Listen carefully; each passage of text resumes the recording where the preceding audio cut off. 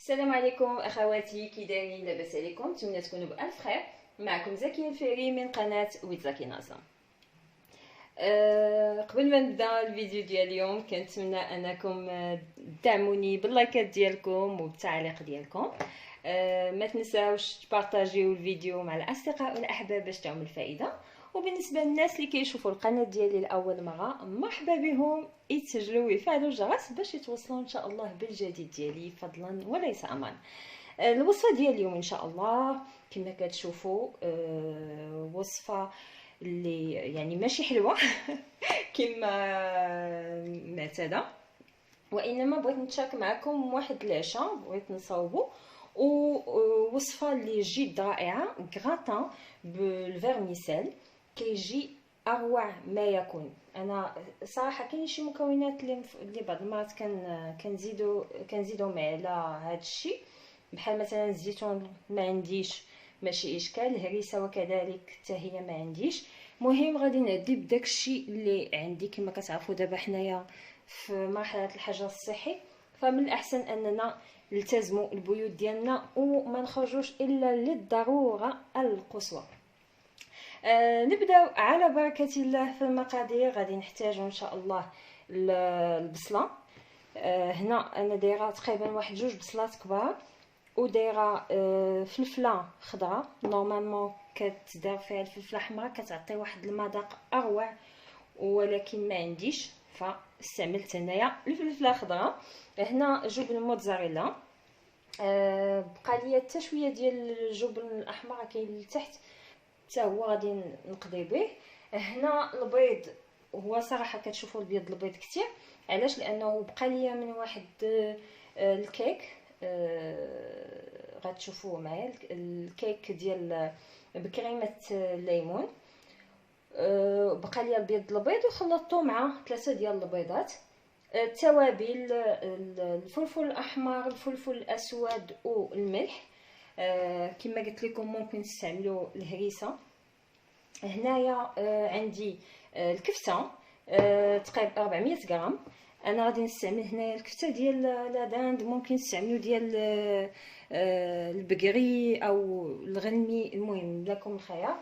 وهنايا الفيرميسيل ديجا صوبتها وقطعتها. واحد المعلومه بالنسبه للفيرميسيل البنات، احسن طريقه الناس الاغلبيه تيغليو الماء وتيكبوه فوق الفيرميسيل واحد 5 دقائق وتيحيدوا.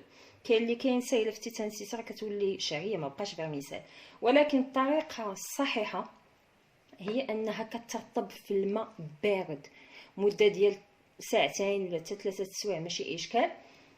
ملي كتكون ناويه انك تخدمي بها تخليها في الماء بارد، كتكون احسن من لو درتي لها الماء سخون. ولكن طبعا الا كنتي مزروبه فكيبقى الحل ديال الماء سخون مزيان. دابا اش غادي ندير؟ غادي نشحر البصله والفلفله مع الكفته ديالي في زويته.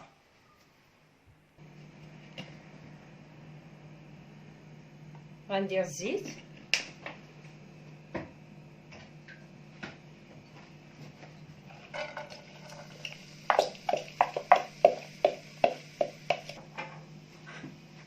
غنضيف حتى الكفته،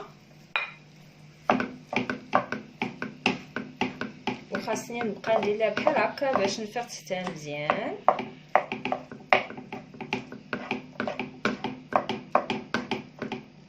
الملحه،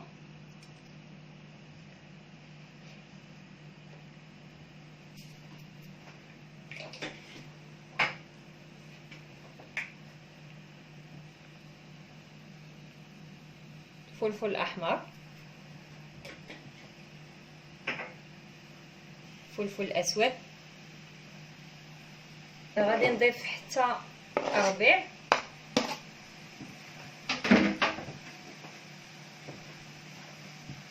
نسيت ما قلتها.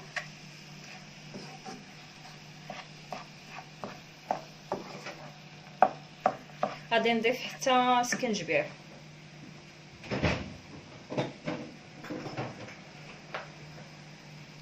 او نتسنى الاذان تيدوز.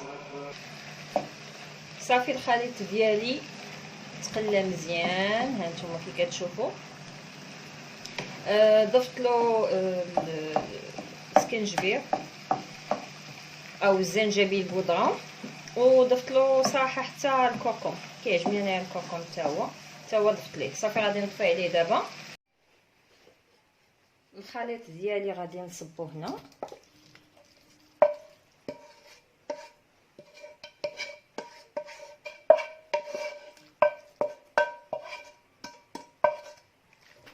وغنخلط معاه الفيرميسيل.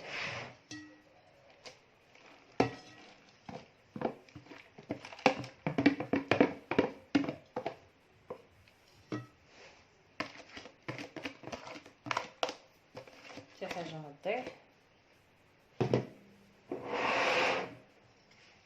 ودابا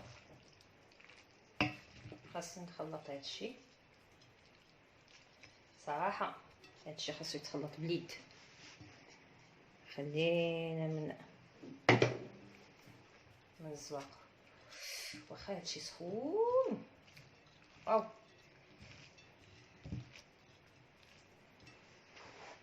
غادي نخلط بجوج يدين باش شناهي هاديك اسمي نسيتها. الفيرميسيل ديالي يكون فيها تشبع ليا بكاع ديك العطريه اللي درتها، وما تجيش مسوسه ولا باسله. في نفس الوقت نتاكد انها كلها محلوله. واحد الحاجه بالنسبه للفيرميسيل، بداو تستعملوا ديال الروز. الباكيه ديالها تتكون حمراء، هذيك هي اللي زوينه.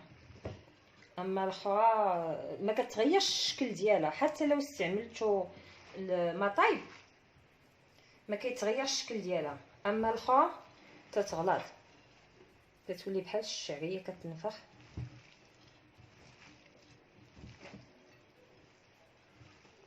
بحال هكا نيت باش تبرد ليا.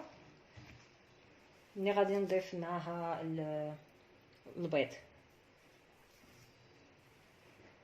غادي نضيف لها شويه ديال الفرماج باش تجي من الوسط معلكه. واقيلا غنضيف هذا الفرماج كله، وعاد من الفوق عاوتاني غادي نزوقها ان شاء الله بفرماج اخر باقي عندي. غادي ندير هنايا الملحه في البيض ديالي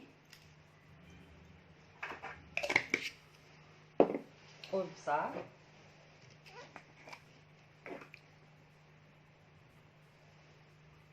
غير شويه.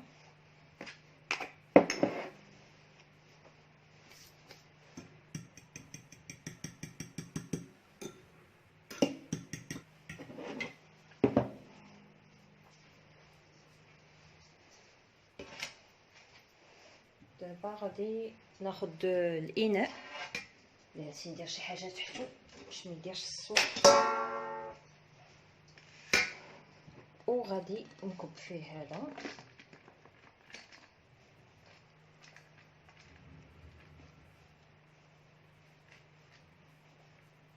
كنشوف داك الشبيط تحبني واش الفيرميسيل. الساعه نسيت بلي راه الفرماج.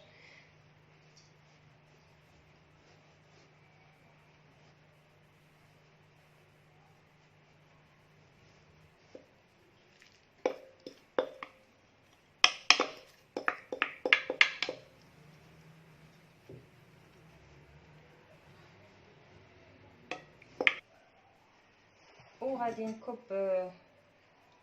البيض فوقها.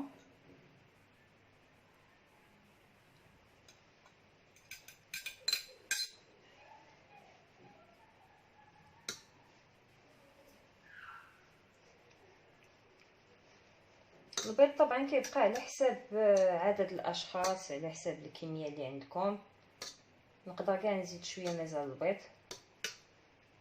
وغادي نوضعها في الفران حتى غادي تخرج عاد باش غادي نزينها تنا موتزاريلا. نرجع معكم من بعد ما طيب. الكراطان ديالي من بعد ما خرجته من الفران غادي نوضع له شويه ديال غادي ندير له عفوا موتزاريلا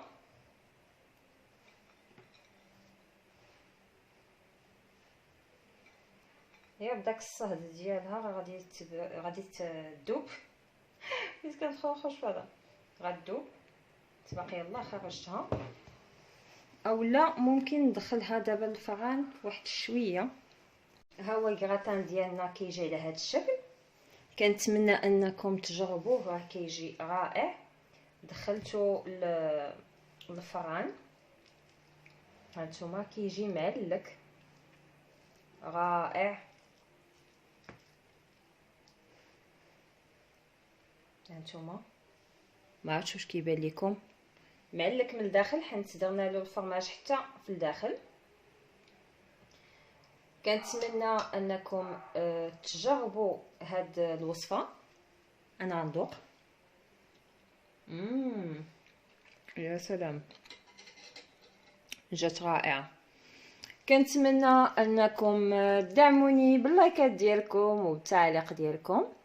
ما تنساوش تبارطاجيو الفيديو مع الاصدقاء والاحباب باش تعم الفائده. وفي انتظار الفيديو القادم اخواتي. استودعكم الله الذي لا تضيع ودائعه. مع السلامه.